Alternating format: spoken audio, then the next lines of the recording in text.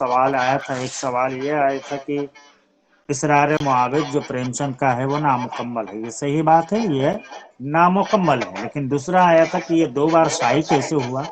تو دیکھیے 1930 سے 1905 کے درمیان میں یہ قسط وار رسالے میں اخباروں میں شائع ہوا تھا، مکمل طور پر کتابی شکل میں شائع نہیں ہوا تھا، تو یہ ڈاؤٹ کلیئر کر دیے۔ اور دوسرا تھا کہ منگل سوتر ادھورا تھا، تو ہاں وہ منگل سوتر ادھورا تھا، اور بعد میں اس کے بڑے بیٹے نے اس کو کلیئر کیا۔ بہرکیف ہاں، تو ابھی ہم کو بتایا گیا کہ پھر اس کو ریپیٹ کیا جائے۔ جیسے دیکھیے نذیر احمد عام طور پر اردو کے ناول نگار کا حیثیت سے مشہور ہے، یہ ہم لوگ جانتے ہی ہیں، اور وہ عربی کے بہت یہ جید عالم بھی تھے۔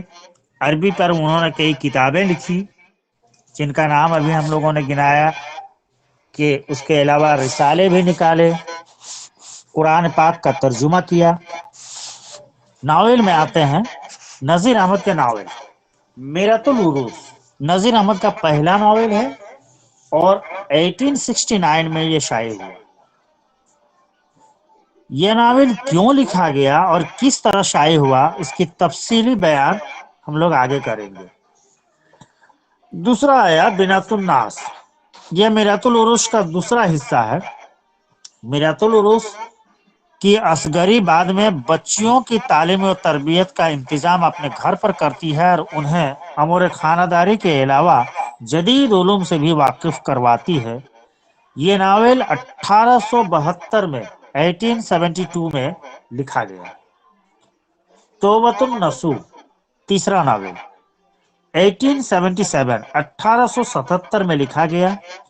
نصوح اپنی پچھلی زندگی سے توبہ کر کے شرعی احکامات پر عمل پیرا ہوتا ہے اور اپنے پورے خاندان کو مذہبی اصولوں پر کاربند رہنے کی تلقین کرتا ہے۔ اس سلسلے میں نصوح کو جو کامیابی اور ناکامیاں پیش آتی ہے، انہیں سے اس ناول کی صورت گری ہوتی ہے۔ نیکسٹ ہے محسنات یا فسانہ مبتلا، یہ 1885 میں 1885 میں شائع ہوا۔ ایک سے زیادہ شادیاں کرنے پر انسان جن مصائب میں مبتلا ہو جاتا ہے اس کی کہانی ہے اس میں۔ پانچواں میں آیا ابن الوقت، 1888 میں شائع ہوا۔ اس میں غدر کے بعد کے حالات پیش کیے، تہذیب نو کو کس قدر اپنانا چاہیے اور طرز کہن پر کس حد تک اڑنا ضروری ہے، یہی اس ناول کا موضوع ہے۔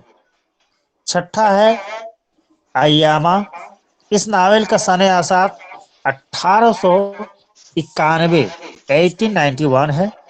عقد بیگان، بیوہ کی شادی کی اہمیت اور ضرورت اس ناول میں بہت مؤثر انداز میں پیش کیا گیا۔ اور ساتواں نمبر پر جو ناول آئے ہیں وہ رویائے صادقہ، نذیر احمد کا آخری ناول ہے جو 1894 میں 1894 میں شائع ہوا۔ صادقہ اس ناول کا مرکزی کردار ہے جو سچے خواب دیکھتی ہے۔ موضوع یہ ہے کہ عقل کے ذریعے مذہب کو نہیں سمجھا جا سکتا، بلکہ پختہ عقیدہ ہی مذہب کے ماننے والوں کے لیے ضروری ہے۔ تو یہ 7 ناول جو ہے ڈپٹی نذیر احمد صاحب نے لکھے۔ اردو کا پہلا ناول کے بارے میں ہم لوگ ابھی پڑھیں گے، حالانکہ یہ اتنا امپورٹنس نہیں ہے کیونکہ ہم لوگوں کو میرۃ العروس نہیں پڑھنا ہے، ہم لوگوں کو توبۃ النصوح پڑھنا ہے نا۔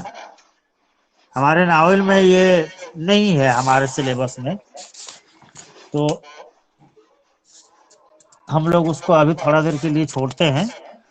ہم لوگ آگے بات کرتے ہیں کہ نذیر احمد کی ناول نگاری کی ابتدا کیسے ہوئی۔ تو دیکھیے نذیر احمد نے جب میرۃ العروس لکھی اس وقت تو وہ نہیں جانتے تھے کہ وہ اردو میں ایک نئی صنف ادب کا اضافہ کر رہے ہیں۔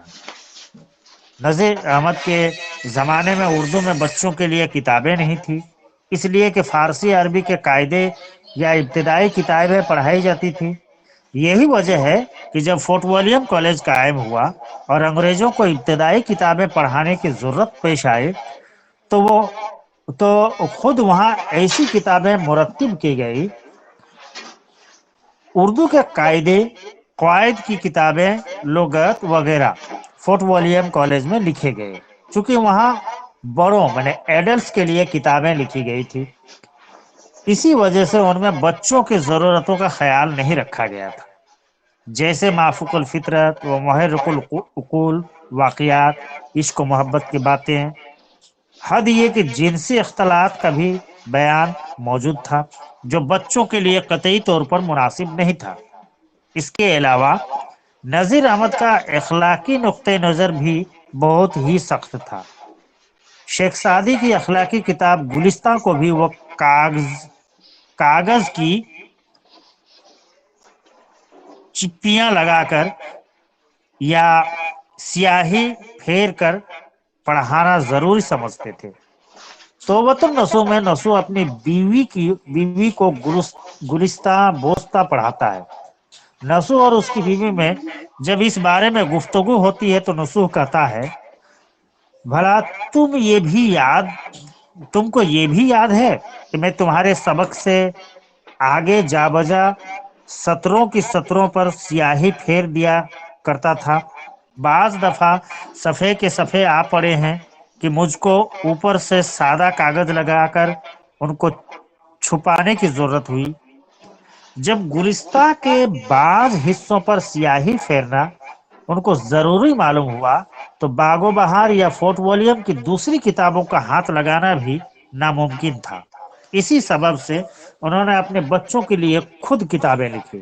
انہوں نے اپنے لڑکی کے لیے میرۃ العروس کے عنوان سے ایک قصہ لکھا اور اپنے بیٹے کے لیے چند پند کے نام سے دوسری کتاب لکھی۔ نذیر احمد ان کتابوں کو شائع کرنے کا بھی ارادہ نہیں رکھتے تھے۔ اتفاق سے یہ کتابیں شائع ہوئی۔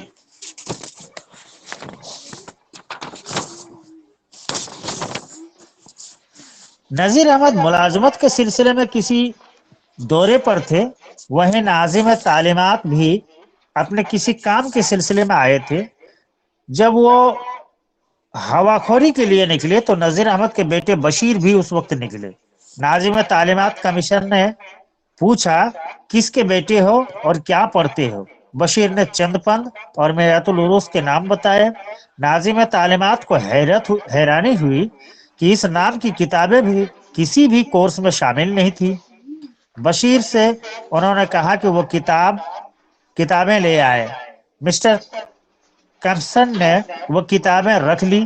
دوسرے دن جب مسٹر کمپسن سے نذیر احمد کی ملاقات ہوئی تو انہوں نے میرۃ العروس کی بہت تعریف کی اور اسے شائع کرنے کا مشورہ دیا۔ اس کی اشاعت پر 1000 روپے نذیر احمد کو انعام بھی ملا تھا۔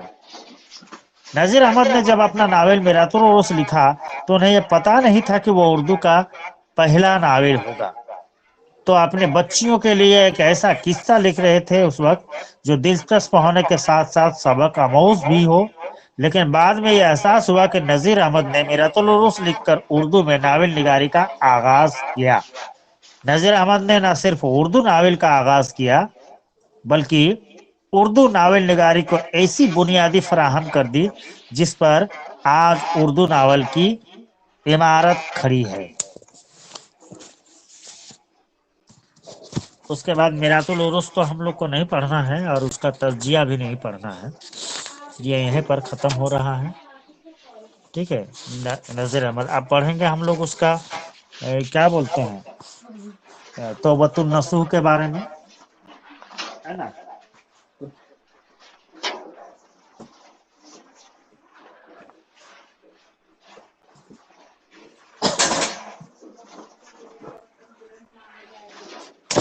توبۃ النصوح کے بارے میں آپ لوگوں کو خیر ہلکے پھلکے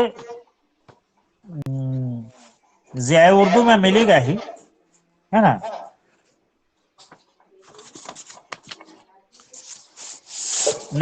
دیکھیے توبۃ النصوح جو ہے وہ 1874 میں لکھا گیا۔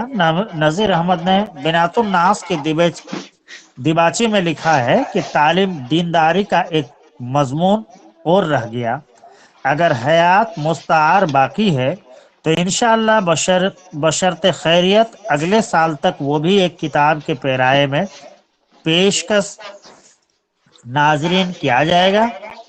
لہذا وہ کتاب توبۃ النصوح کے نام سے شائع ہوئی۔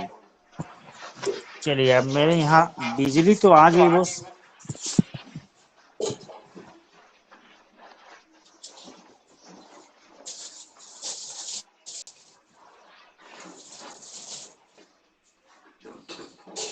ایک منٹ رک رہی ہے، آپ لوگوں کو یہ کر دیتے ہیں۔